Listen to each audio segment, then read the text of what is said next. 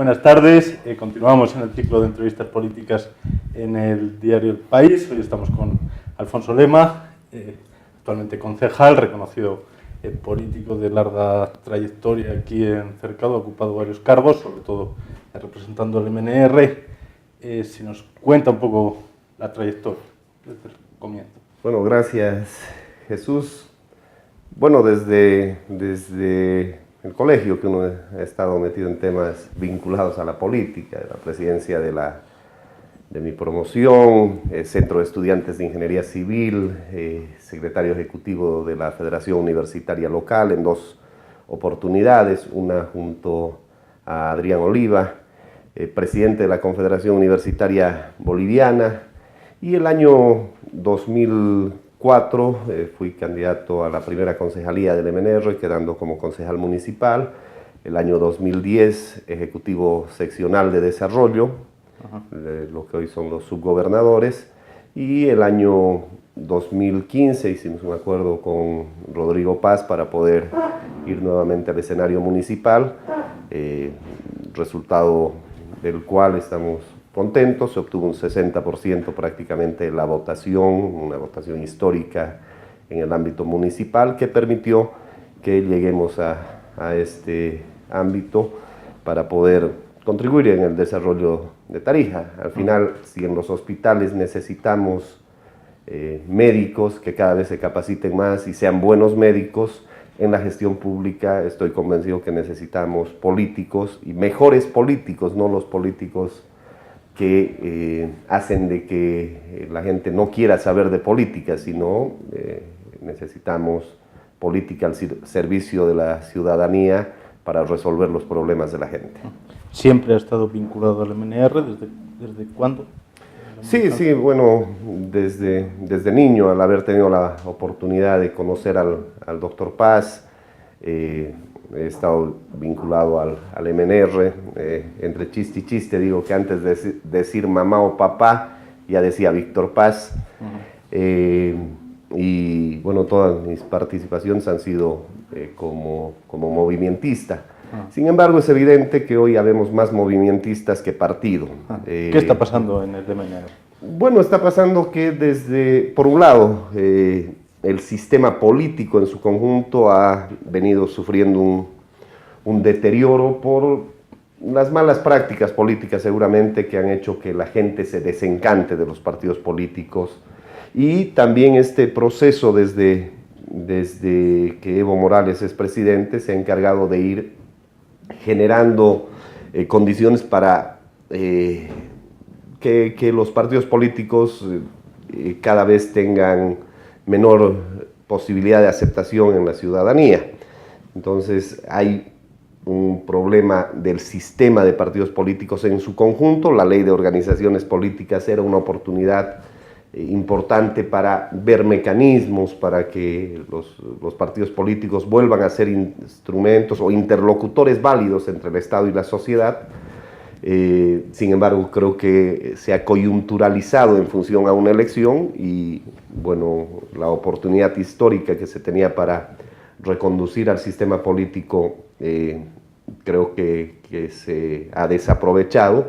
Y por otro lado, el MNR ha tenido luces y sombras en todo el proceso desde la Revolución Nacional, creo que más luces que sombras. Sin embargo, desde el año 2003, desde la caída del gobierno, obviamente ha tenido un desgaste muy grande, y en el último periodo, lamentablemente, la falta de democratización interna del partido le ha jugado una mala pasada al MNR para que no se pueda volver a constituir en una alternativa más allá del corazón y el sentimiento de mucha gente.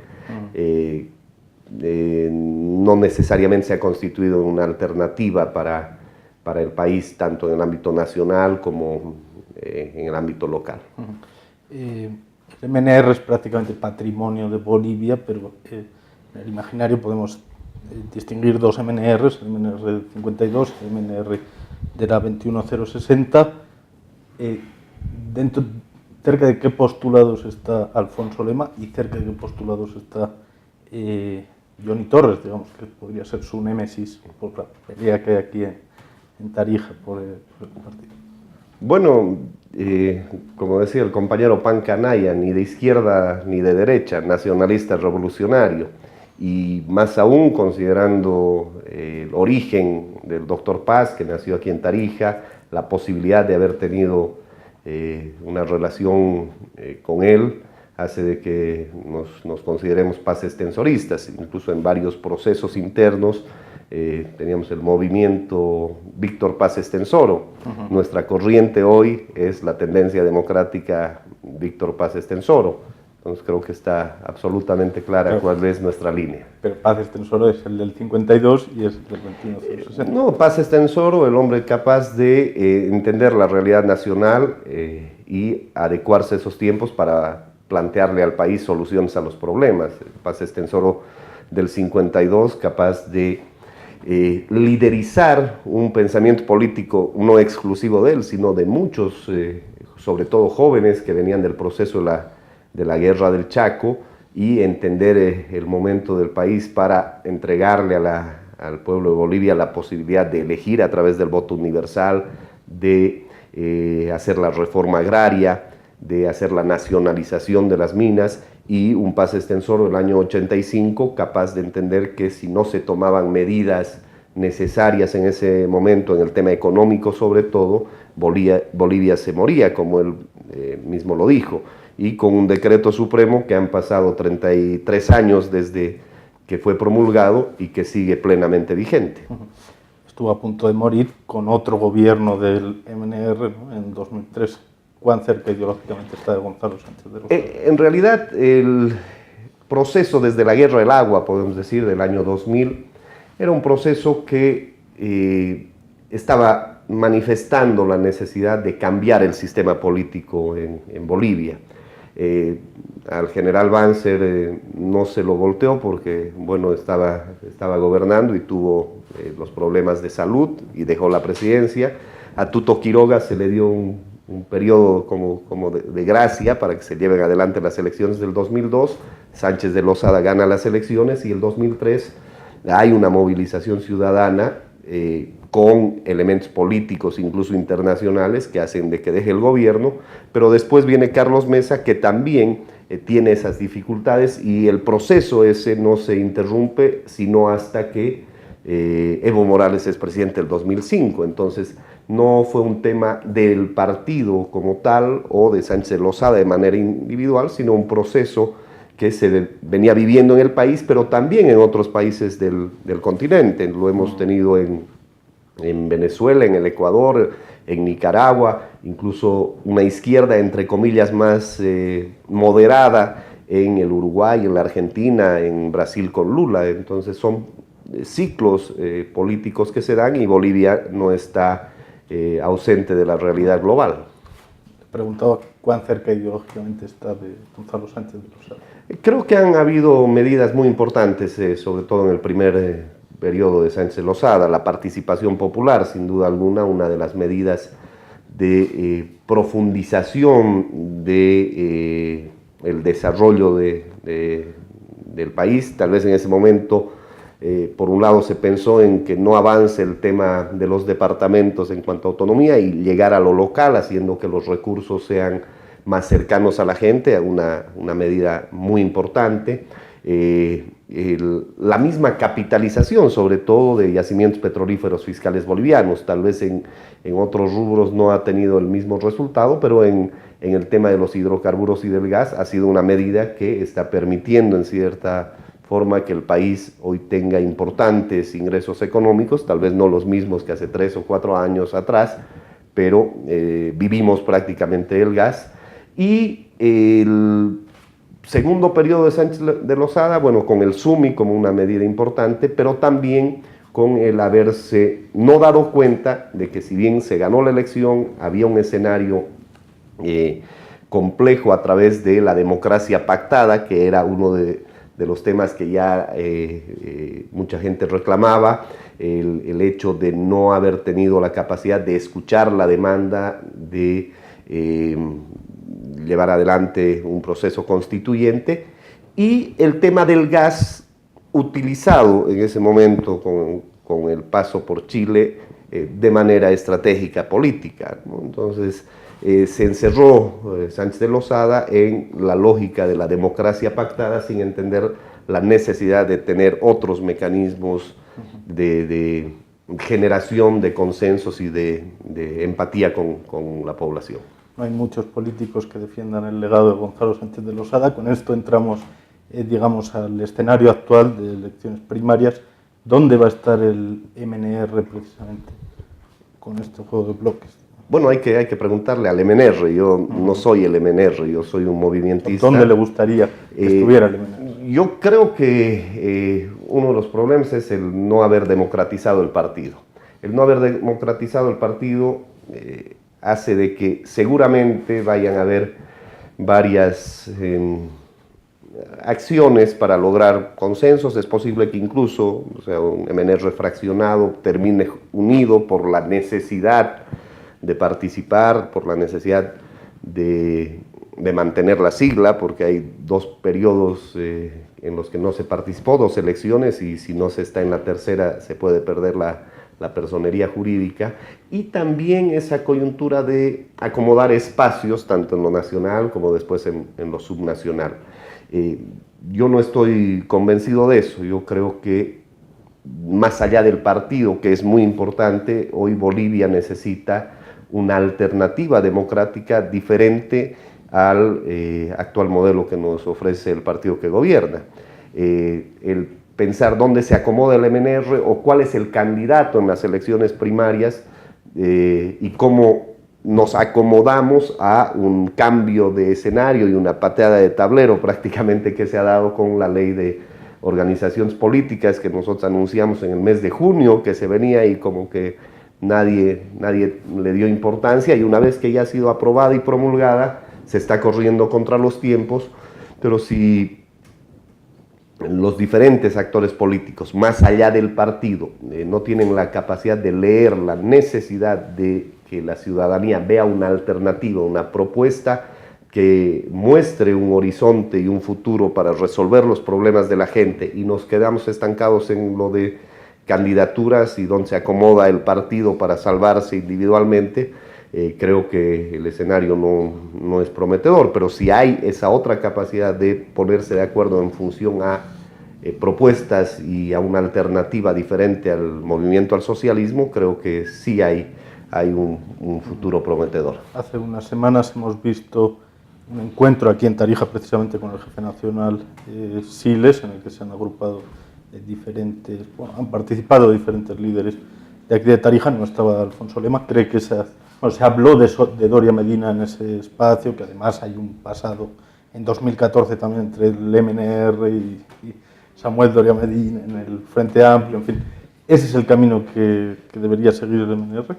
Yo recuerdo que el 2014 casi la misma foto se dio cuando se hablaba del Frente Amplio, o el 2015 una mesa de unidad, en vez de estar parados en una testera, estaba en una mesa ovalada, y hay 2 distintos tipos de alianzas: las alianzas para la fotografía, para que se sepa a quiénes están, y las formales ante el Tribunal Supremo Electoral. Creo que algunos han precipitado los tiempos, tal vez para intentar mostrar que la unidad está en la suma de algunos actores políticos. Sin embargo, considero que el desafío está en ir más allá de la foto y más allá de juntar actores que un día pueden estar aquí y otro día allá, como se ha visto el año 2014, el año 2015. Es saludable todo esfuerzo democrático y reflexionar sobre los temas, pero creo que el país y Tarija necesitan algo que vaya más allá de la suma de actores y que permita tener una alternativa política que no pasa solamente por las personas. Pero queda mes y medio más o menos para registrar alianzas, ¿no? O sea, se han perdido, digamos, 3 años y medio en la oposición. La posición de Alfonso Lema, la recomendación sería un único frente amplio, o el MNR en solitario. No va a haber un único frente opositor, eso es casi imposible, desde el hecho de que las posiciones partidarias, individuales, de grupo, a veces no logran articularse, hasta el hecho de que se promueven también otras candidaturas, ya sean funcionales o que sencillamente resten votos al voto de la oposición. Entonces no creo que haya un frente único, pero sí puede darse una opción con mayores probabilidades de competir en la medida en que se tenga esa propuesta alternativa al partido de gobierno, que tenga un candidato con las condiciones para poder ser un referente fuerte frente al candidato del gobierno, que a pesar del mandato del 21 de febrero, está claro, el Movimiento al Socialismo va a insistir y va a pretender validar la candidatura de Evo Morales y Álvaro García Linera. Incluso uno de los artículos de la Ley de Organizaciones Políticas, el 29, da un mandato obligatorio y vinculante para que quienes sean candidatos en las primarias sean los candidatos en la elección general. Entonces ese escenario está ahí marcado y reitero, debe haber una propuesta sólida, un candidato que no es lo más importante, quien sea el candidato, sino que refleje esa propuesta alternativa que permita buscar solucionar los problemas de la gente. Por lo que decía al principio de esta respuesta, ¿fue funcional el MNR en 2014? Una parte del MNR sí, la candidatura de unidad en ese momento la representaba Samuel Doria Medina, y horas antes aparece un Tuto Quiroga que terminó con un 9%, restando tal vez al voto de la primera alternativa en ese momento. Samuel Doria Medina creo que sacó cerca de un 26, más un 7, 8, hubiera estado por encima del 30, pero la candidatura de Quiroga restó votos a esa alternativa, y obviamente esa fracción del MNR fue funcional al partido de gobierno. Es un riesgo que se puede tener también si las cosas no se aclaran en los próximos días hasta que se registren las alianzas, de que hayan alternativas que, siendo de la oposición, terminan siendo funcionales al movimiento al socialismo. Me dice que el candidato no es importante. El otro nombre que suena con fuerza es Carlos Mesa, que además tiene una relación muy particular con el MNR de Amor-Odio. ¿Cómo lo ve, digamos, como posible candidato?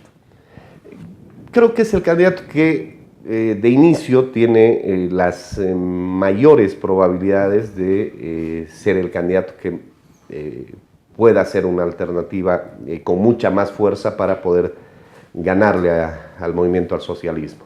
Pero está claro que en la medida que él no tome la decisión, o sea, todo lo demás es especulación.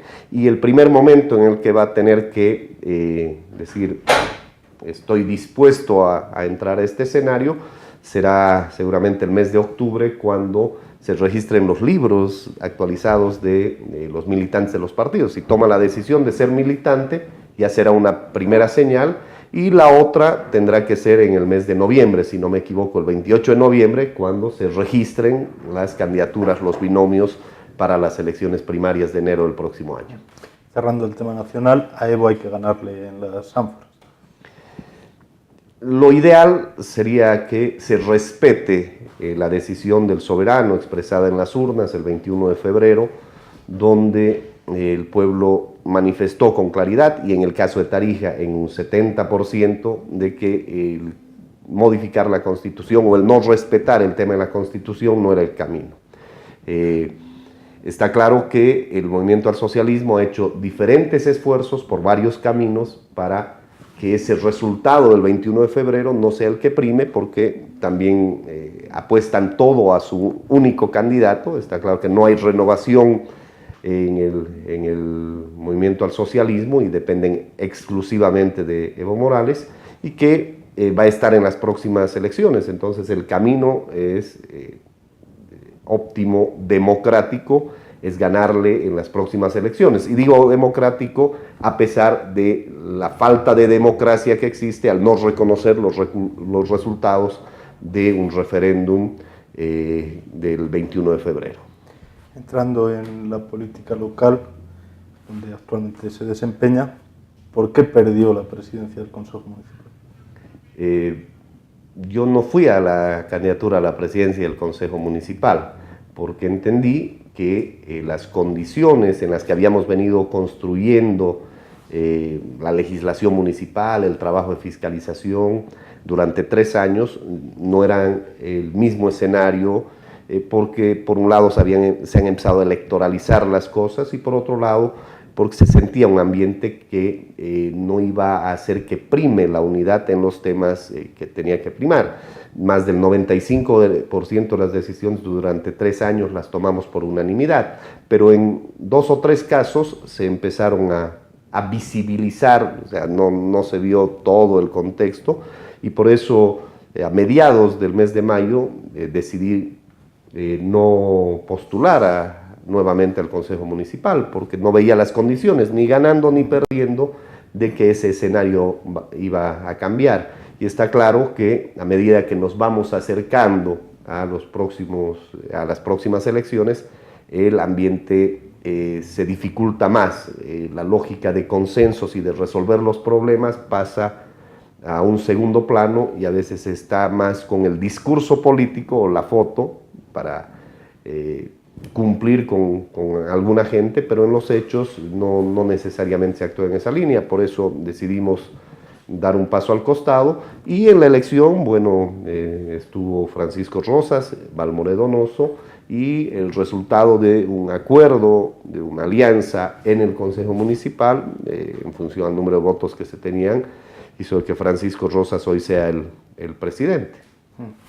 Le contemplaba, bueno, el acuerdo que ustedes tenían, tenía 7 concejales, más el apoyo estratégico habitual, digamos, de Alan Echar, un octavo. ¿Qué es lo que ha pasado, digamos, en esa pérdida de aliados? A ver, creo que durante 3 años nunca se impuso el rodillo. O sea, el hecho de tener una mayoría no era la razón para que las cosas fluyan por esa mayoría. Siempre se generaron consensos. Por eso reitero siempre que el 95% de las decisiones fueron tomadas por unanimidad.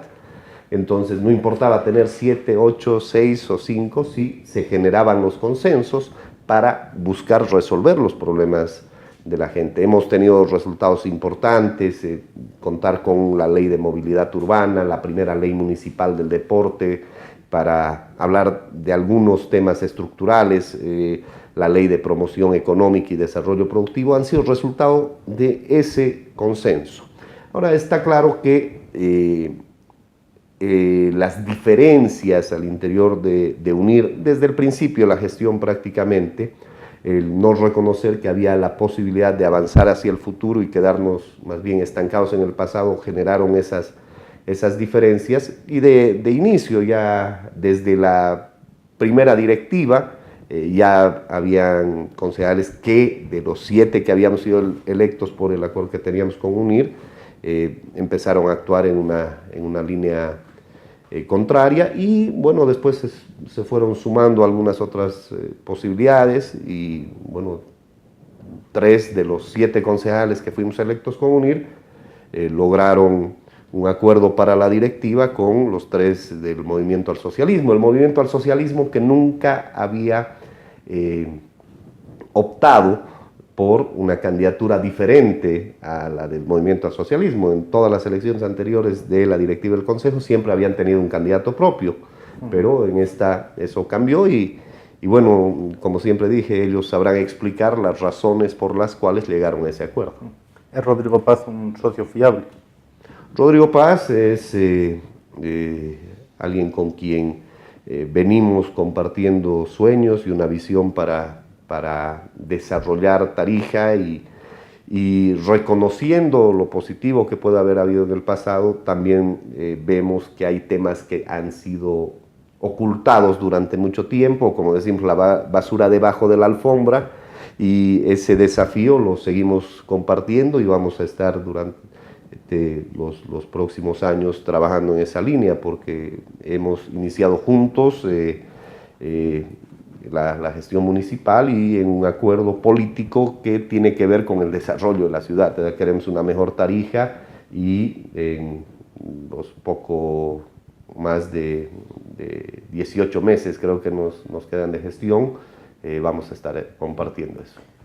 Cerrando el capítulo municipal, entrando en lo departamental, porque usted también ha estado siempre vinculado al sector más autonomista, digamos, ¿cómo valora la gestión de Adrián Oliva? Bueno, no es fácil llegar a un escenario como el de la gobernación, con una carga económica compleja. A diferencia de la alcaldía, la gobernación tenía muchas deudas, muchos compromisos y un desafío para poder salir de ese entuerto. Una asamblea en contra, ejecutivos seccionales, alcaldes, sobre todo del partido de gobierno, y creo que ha tenido la virtud de hacer los esfuerzos para reactivar el tema económico y hacer acercamientos con diferentes actores para que en lo político, sobre todo, sea menos ruidosa la gestión y el poder ir avanzando. Es un escenario complejo porque está claro que hay quienes apuestan a construir, tanto en el ámbito departamental como en el ámbito municipal, como quienes se ocupan solamente de poner trabas o de retrasar las cosas con el único objetivo de desgastar la gestión o la imagen política de cara a elecciones. A veces adelantamos mucho las elecciones y eso perjudica en la gestión. En lo que se refiere a la gestión política de la propia alianza que soportó al gobernador, porque como decía, tenía todo en contra, asamblea en contra, alcaldes en contra, subgobernadores en contra, pero además también ha acabado enfrentado con sus aliados, digamos, de Camino al Cambio, que también han estado cerca de usted. ¿Cómo valora esa gestión política? Bueno, yo creo que la suma o lo que decía anteriormente, los temas, puedes ganar una elección sumando diferentes actores, pero eso complica la gestión como tal. El no ser preso del cuoteo es un desafío, pero cuando tienes varios actores políticos te exigen cuotas de poder, si los acuerdos son en función a aquello, y por eso seguramente han ido saliendo varios actores que fueron parte de la alianza original que llevó a Adrián a la gobernación. También está claro que en algunos temas quienes gobernaron en el pasado creen que son los únicos que pueden gobernar este departamento, el municipio, y en muchos casos no hay el desprendimiento de poder aportar con ideas y sumar hacia adelante, sino simplemente tratar de mostrar los errores de quienes hoy están en la conducción de las instituciones de Tarija.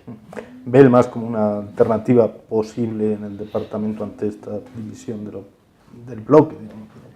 Lo veo poco probable porque el movimiento al socialismo en Tarija no ha tenido la capacidad, más allá de la visión autonomista, centralista, de muchas medidas que se llevan recursos desde Tarija, por decir algo, la renta dignidad, muy bien, pero con los recursos de Tarija financiamos a los mayores de 60 años de La Paz, Cochabamba y Santa Cruz. Entonces, más allá de eso, creo que el movimiento al socialismo en Tarija no ha tenido la capacidad de articular liderazgos. Creo que hay mucho más fraccionamiento y división en el movimiento al socialismo. Ha tenido la participación de algunos actores que se los conoce como invitados, que para los fundadores es gente que aprovecha la oportunidad para solamente ocupar cargos, y eso no creo que los resuelvan ni hasta el 2019 ni hasta el 2020. ¿Serían buenas unas primarias departamentales para solucionar precisamente estos problemas? Las primarias conceptualmente son muy buenas, pero depende los escenarios cómo se den. O sea, primarias para lo nacional, después de generar condiciones de cultura democrática, de participación y llegar a una siguiente elección el año 2024, donde se pueda, con ese aprendizaje del tema, hubiera sido bueno. Pero primarias en lo nacional, sobre la hora, apurando los tiempos, solo buscando ver cómo saco ventaja para tener mejores condiciones en la próxima elección, no es lo correcto. En el caso de Tarija o de cualquier departamento, en el mismo sentido, si es que hubiesen condiciones para llevar adelante un proceso de aprendizaje político y de cultura ciudadana democrática para participar podría servir. Pero en un escenario como el actual, bueno, por un lado la ley no lo prevé, pero por otro lado está claro que no habrían en este momento las condiciones para llevar adelante aquello. Para terminar, ¿dónde lo vamos a ver a Alfonso Lema en 2020? Voy a estar donde tenga que estar. ¿No tiene alguna preferencia? Antes del año 2020 se viene el año 2019 y el año 2019 va a estar todo el año cargado del tema electoral. Vamos a ver cómo podemos hacer para mostrar más lo importante de la gestión que la politización y la participación de los temas, pero ya vamos a tener desde octubre de este año, en enero las primarias, en octubre las nacionales, en diciembre vamos a tener renuncias o vamos a tener que renunciar para poder estar en las elecciones de marzo del 2020. Va a ser un escenario complejo y todavía queda mucho camino por recorrer, pero lo que sí es seguro que, como decía, voy a estar donde tenga que estar y siempre buscando que más allá de las individualidades pueda reflejarse que hay propuestas alternativas para mejorar la vida de la gente en el escenario que tenga que ser. Gracias. Gracias.